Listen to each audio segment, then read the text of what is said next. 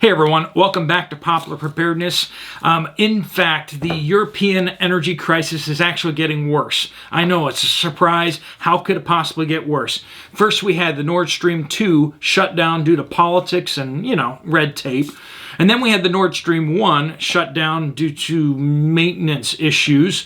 But now, just this week, of course, we have the 4 explosions, the sabotages of the Nord Stream 1 and 2, and now they are permanently closed at the bottom of the ocean. Not only have they been breached and the natural gas is released, of course, but also they're now structurally damaged because the seawater has gotten into them, and they need the pressure in order to keep them.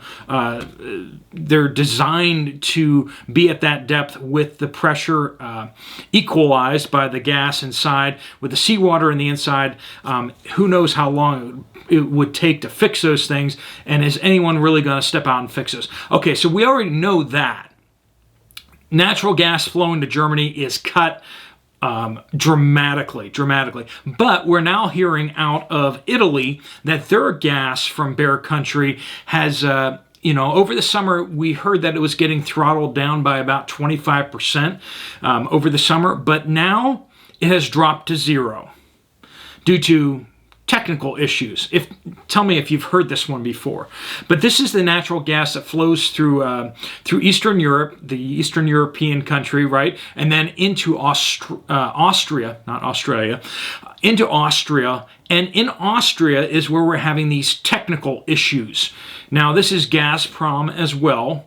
This is Bear Country's natural gas company, and they are having technical issues, which is the same kind of thing that they were basically saying about the Nord Stream 1. And we all know how that kind of went.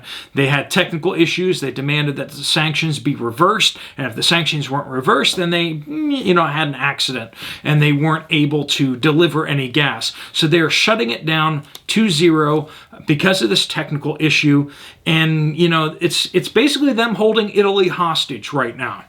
But not just Italy, but the TurkStream Pipeline is also now moving those directions of getting ready to have technical issues. They have now suspended maintenance due to the sanctions, keeping them from being able to do maintenance on the pipeline. The TurkStream Pipeline goes under the Black Sea, and it feeds into mainly Serbia and Hungary. Serbia and Hungary are not going to get gas once that shuts down. They haven't shut it down yet, but basically they're laying the groundwork for, we'll see, we're having those maintenance issues because the sanctions aren't allowing us to get the parts that we need.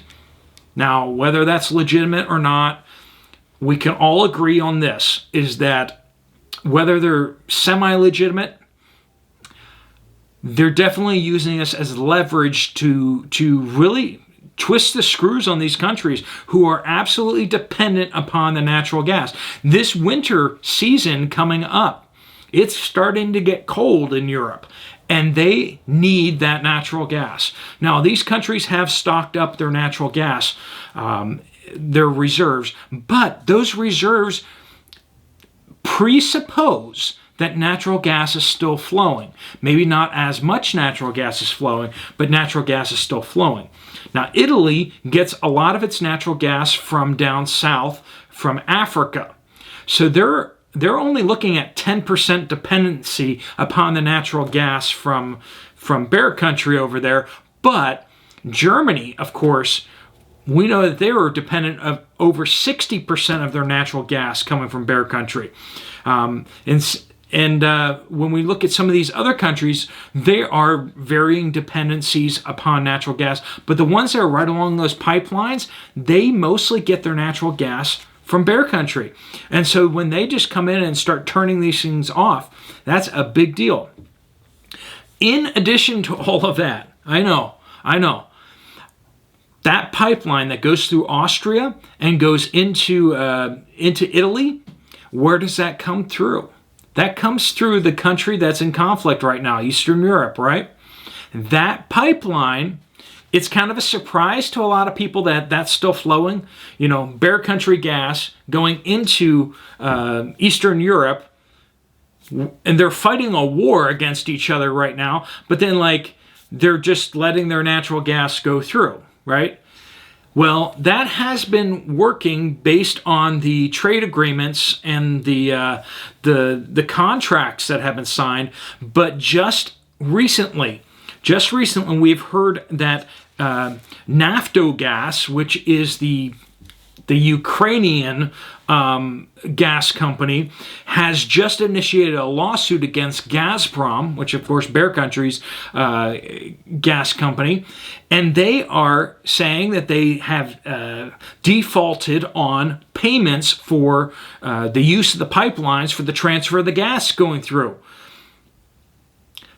So here's the question. Okay, let's just play two scenarios out here. Let's just say that it was Bear Country that blew up Nord Stream 1 and 2.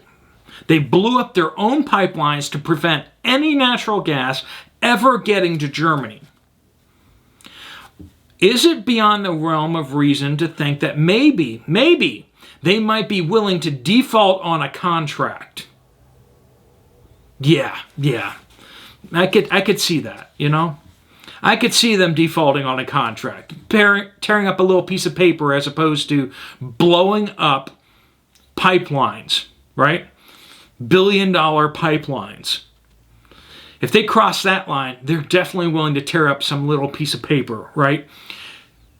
Now, let's just flip it around and say, well, what if the Eastern European countries' allies, like the United States or UK, are the ones who blew up those pipelines? Do you think that Bear Country, being super irate and upset by having their multi-billion-dollar pipeline blown up in a gross act of war, are they going to be unable to tear up a little piece of paper? Or are they going to keep making their payments? Are they going to keep making their payments to the people that blew up their pipeline? I don't know.